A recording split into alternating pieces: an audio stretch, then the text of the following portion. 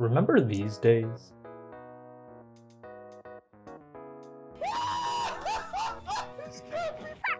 Oh my god! Damn, do I miss those days.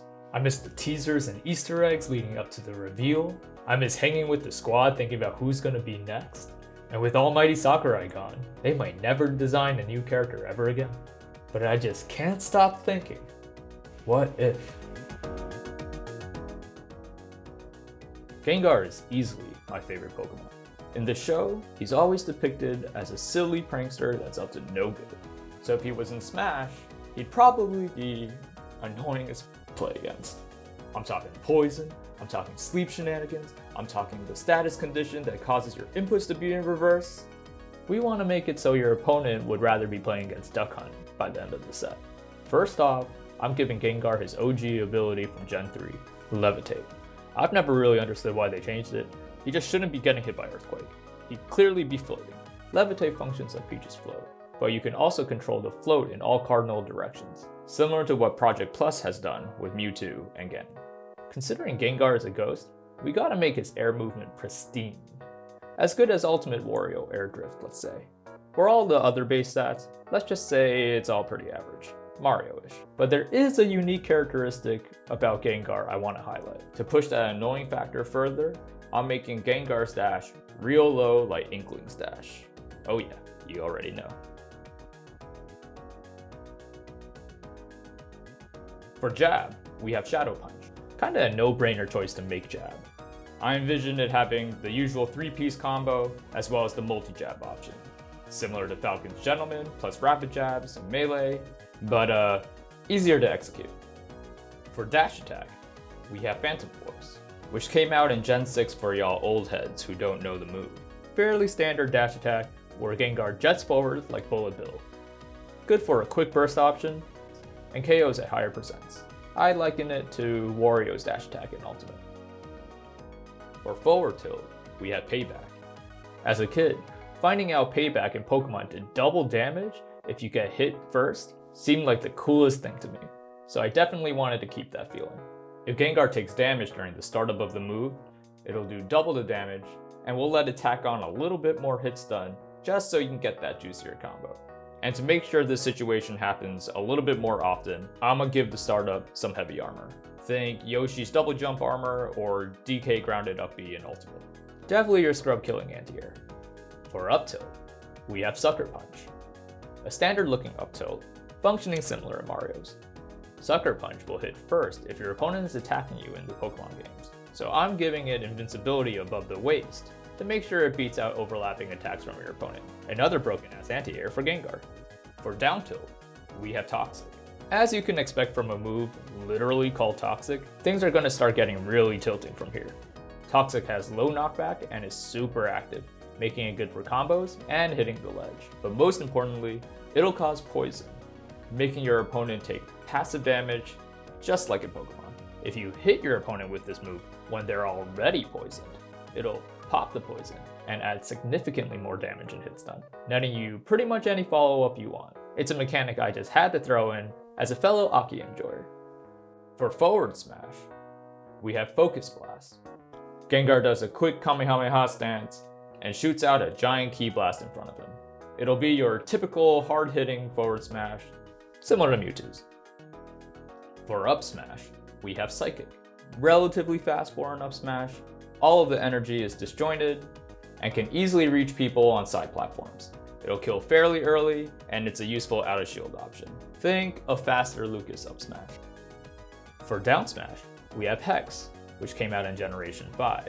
Once again, for y'all boomers. It's fairly far-reaching from both sides of Gengar, knocking the opponent away, and the Shadow Flames will cause residual damage if you get hit by the move afterwards for about 10 seconds. Think Joker's Aiha status effect. But if your opponent is already inflicted with a status condition, like Aiha or Poison, well, relentless attack that does massive damage, you say. It becomes Melee Peach Blender, doing massive damage and massive tilt. For neutral B, we have Shadow Ball. If there was a signature move for Gengar, it would probably be this one. Unfortunately, a way whacker Pokemon uses it in Smash already. So I'm taking the base Shadow Ball design from Mewtwo, but adding the ability to angle the direction you shoot the Shadow Ball, similar to how Firefox angles work. The competitive lab rat in me would also like to specifically point out that an uncharged Shadow Ball can combo into dash attack at certain ranges, and a fully charged Shadow Ball can be confirmed into through moves like down tilt or armor triggered forward tilt. For side B, we have Confuse Ray.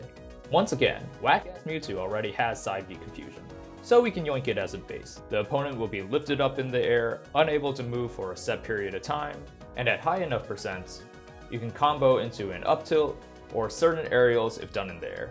But for the additional flavor, I'm adding mushrooms, specifically this mushroom. For those who don't know, this is the Ramblin' Evil mushroom item in Ultimate that sprays the gas onto you, reversing your left and right inputs. So if Confuse Ray catches your shield, you are inflicted with the status condition for about 6 seconds. For up B, we have Dark Pulse. It's so dumb when recovery moves can more or less only be used to, well, recover. Never catch me designing an up B that way. This move will function as a combo ender, a kill move, and a recovery move. It'll push Gengar super far back once the move comes out, similar to releasing a fully charged Shadow Ball with Mewtwo, letting you recover with it by shooting it the opposite direction you're trying to go. You can also angle it like Firefox angles, making it work like a reverse Firefox recovery. For down B, we have Hypnosis and Dream Eater. That's right, we got 2 moves in one. This is how it'll work. Hypnosis is a fairly slow move that puts your opponent to sleep if it hits. If there is a sleeping opponent in the match, down B becomes Dream Eater, where Gengar will start psyching up, dealing explosive damage to the opponent, wherever they are, and sends them towards whichever direction Gengar is, potentially netting Gengar a combo extension depending on percents and distance, while also healing a little bit of percent, just like how it works in Pokemon. For neutral air, we have Will-O-Wisp.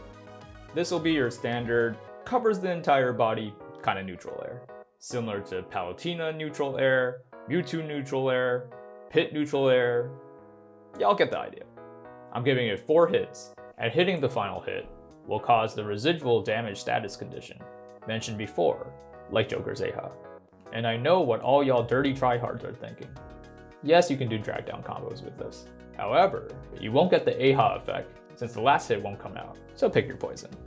For forward air, we have Shadow Claw, another ghost type classic, and I'm choosing to make it function pretty much like Wolf's Fair, aka we'll do your taxes for you. Leads into easy combos at early percent, including comboing into itself oftentimes, and can lead into kill confirms at higher percents. Dope.